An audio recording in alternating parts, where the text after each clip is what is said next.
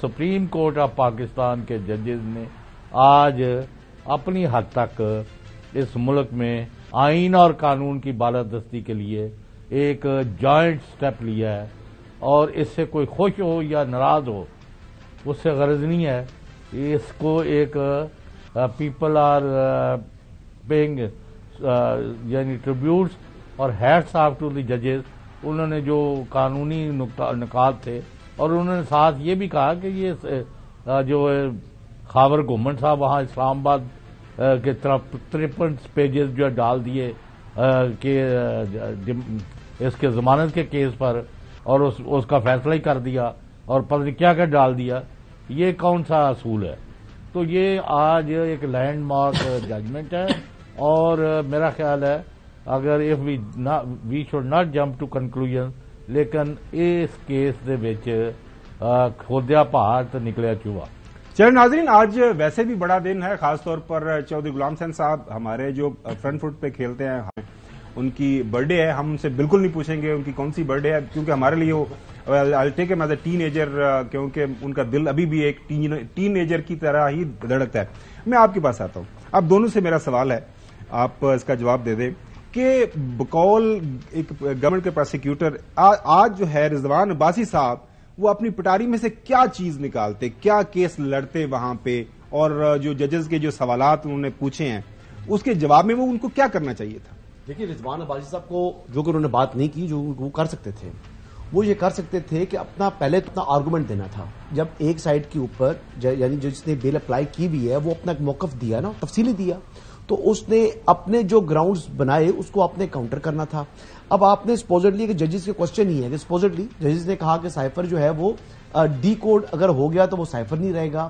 تو وہ یہ بتا سکتے تھے کہ جو سائفر جو ریڈیبل ہوتا ہے وہ اس کی ٹرانسلیشن ہی ہوتی ہے، جو ڈی کوڈ ہوا ہوتا ہے اسی کو آپ پڑھ سکتے ہیں. یہ لفظ انہوں نے نہیں بولا.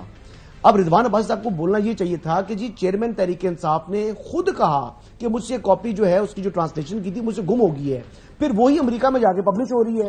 یہ بات بھی رضوان عباسی صاحب نے کی. اب رضوان عباسی صاحب کیا بات کر سکتے تھے؟ اب وہ سیکشن 5 کے حوالے سے بات کی انہوں نے کہ جی کس ملک دشمن کو فائدہ ہوا ہے. یہ بات جب انہوں نے کی، انہوں نے کہا جی سیکشن 5 ہے، اٹریکٹ ہو رہا ہے، آپ نے لگایا ہوا ہے، تو اس کی کوئی آپ ریزن بھی دینا. تو ریزن ان کے پاس یہ تھی کہ وہ یہ کہتے ہیں کہ جناب سیکشن 5 اس لیے اٹریکٹ کیا ہے کیونکہ پاکستان کے امریکہ کے درینہ تعلقات ہیں. پاکستان اور امریکہ کے تعلقات اگر خراب ہو رہے ہیں تو اس کا فائدہ جو ہے ہندوستان لے گا. تو آپ نے اپنا کیس بلڈ کرنا ہے. یار کوئی بات تو کرتے آپ. یہ ایسے ہمارے ببر شیر تھے جن کو لاکھوں روپے تو تنخواہ دی، صاحب یہی کہنے والا ہوں کہ اگلا جو ہے نا، مطلب کہ چونکہ حسن کا کافی ایک ایکسپیرینس ہے سپریم کورٹ کور کرنے کا، تھوڑی سی ایک بات آخری بات کرنا چاہ رہا ہوں. آخری بات یہ ہے کہ جب جسٹس اطہر مدنی نے کہا کہ جی وزیر اعظم 2018 میں کیا ہوا، 1977 میں کیا ہوا، انہوں نے یہ باتیں ریمارکس دیے، تو وہ کہتے جناب مدمانہ گزارش ہے کہ جی اس سائفر سے کیا اس کی ریلیونس بنتی ہے اس معاملے کی، آپ نے ریمارکس کی، تو یہ ہمارے اوپر تو یہ معاملہ آتا ہی نہیں ہے. سیاسی عدم استحکام کی وجہ سے 4 صفحات پر مشتمل فیصلہ تحریر کیا ہے یہ جو سائفر والا کیس ہے جسٹس منصوری شاہ نے، اور جسٹس اطہر مدنی نے اپنے 5 صفحات پر مشتمل اپنا ایڈیشنل نوٹ دیا ہے. ویسے محسن دیکھیں، یہ ایک تو سوال وہ جو میں ریمارکس دیکھ رہا تھا جو کہ جو بنتے بھی ہیں وہ یہ کہ ذمہ داری فرض کری وزارت خارجہ کی ہے. بتائیے گا اگر یہ بات ہوئی کہ وزارت خارجہ کو اگر اس ڈاکومنٹ کی حساسیت کا اگر ان کو احساس ہے تو وہ ظاہر ہے کہ وہ ایک لکھ کے چیز دے سکتے ہیں کہ آپ یہ اس شکل میں یہ ڈاکومنٹ باہر جا ہی نہیں سکتا. اور اگر کوئی ایسا گیا ہے تو وہ ایک جو پرنسپل اکاؤنٹنگ آفیسر ہے، ایک فیڈرل سیکرٹری جو بیٹھا ہوتا ہے گریڈ 22 کا، وہ ایز اے وزارت خارجہ میں بیٹھا ہے یا پرنسپل سیکرٹری وہاں پہ بیٹھا ہے، وہ اسٹیٹ کا ملازم ہوتا ہے، وہ اس پولیٹیکلی جو ایک الیکٹڈ پرائم منسٹر اس کا ملازم نہیں ہوتا.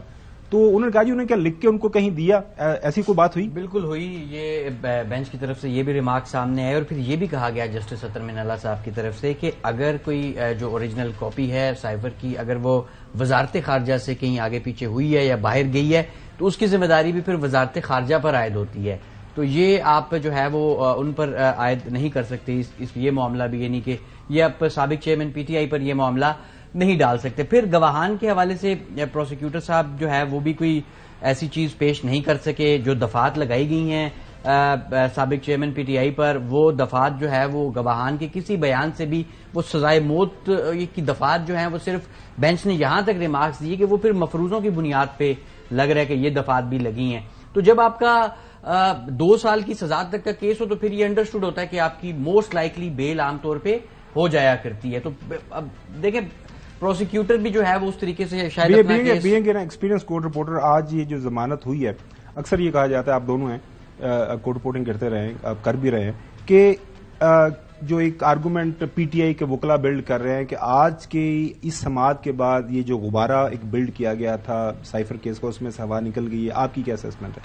دیکھیں بالکل میں تو ایگری کروں گا اگر پروسیکیوٹر صاحب کے پاس یہی باتیں ہیں جو آج انہوں نے عدالت میں کر دی ہیں اور یہی باتیں انہوں نے یہ جو تھوڑی بہت کی ہے دیکھیں ابھی تو جیل میں جو ٹرائل ہو رہا ہے اس کا تو نہ آپ کو پتا ہے نہ مجھے پتا ہے نہ حسن بھائی کو کسی کو بھی نہیں پتا. لیکن اگر یہ جب معاملہ لیٹ سے ٹرائل کورٹ کے بعد ہائی کورٹ میں اور ہائی کورٹ کے بعد سپریم کورٹ میں آئے گا تو پھر آپ دیکھ لیں کہ اب جو ریٹن آرڈر ہے میں تھوڑا بتا دوں اس میں جو جسٹس منظور شاہ صاحب نے تحریر کیا اس میں وہ یہ کہہ رہے ہیں کہ ملزمان کے آفیشیل سیکرٹ ایکٹ کے جرم کے ارتکاب کے لیے مزید انکوائری کے حوالے سے مناسب شواہد موجود ہیں. سپریم کورٹ کی دی گئی آبزرویشن جو ہے وہ ٹرائل کے اوپر اثر انداز نہ ہو. ہمیشہ نہیں ہوتی. اور ایک اور بات انہوں نے کہا جی مزید تحقیقات کا فیصلہ ٹرائل کورٹ شواہد کا جائزہ لینے کے بعد ہی کر سکتی ہے. ضمانت ہوئی ہے ضمانت میں یعنی اس کے جو مین میرٹس کو انہوں نے ٹچ نہیں کیا اس کے اوپر اثر انداز نہیں ہوگی. اب مین اس کا جو آفیشیل جو سیکرٹ ایکٹ کے تحت مقدمہ تو چلے گا. مختلف کیسز کے اندر جو ہے نا ضمانت کے دوران بھی جو ہے نا میرٹس ڈی میرٹس ڈسکس ہو رہے ہیں. چلے اگلی سٹوری ہمارے پاس کافی زیادہ لاسٹ بات کرنا چاہتا ہوں. لاسٹ بات یہ ہے کہ عمران خان صاحب نے ایک سائفر لہرایا تھا اسلام آباد کے اندر. اب وہ کہتے ہیں کہ وہ خالی کاغذ تھا. اگر تو خالی کاغذ لہرایا تھا جو وہ پی ٹی آئی کلیم کرتی ہے کہ وہ لاکھوں کا مجمع تھا اور یعنی ان کی جو اینٹی لوگ ہیں وہ کہتے ہیں ہزاروں کا مجمع تھا. اگر ہزاروں کے مجمع میں انہوں نے خالی کاغذ لہرا کر انہوں کو کہا کہ یہ سائفر ہے تو پھر تو اس بڑے صادق اور امین ہے. اور اگر واقعی انہوں نے سائفر ہی لہرا دیا تھا لاکھوں کے مجمع میں ٹھیک ہے تو پھر انہوں نے جرم کے مرتکب ہو گئے. آپ کو پتا ہے کہ دونوں صورتوں میں ایک بات تو وہ جھوٹ بول رہے ہیں. ایک سابق پرائم منسٹر نے جو ہے نیشنل اسمبلی کے اندر کھڑے ہو کے جو کہ آپ کو پتا فلور آف دا ہاؤس کھڑے سن تو لیں قانون کہتا ہے پکڑی نہیں. آپ سابق وزیر اعظم نے یہ کہا کہ یہ ہیں وزراء اور بعد میں کہا وہ ایک سیاسی وہ ایک بیان تھا. تو جھوٹ اور سچ چھوڑے اس کو. پبلک اور فلور آف دا ہاؤس آپ کو پروٹیکشن ہے. اچھا آپ عدالت کے اوپر بات کر سکتے ہیں ججز کے اوپر بات کر سکتے ہیں.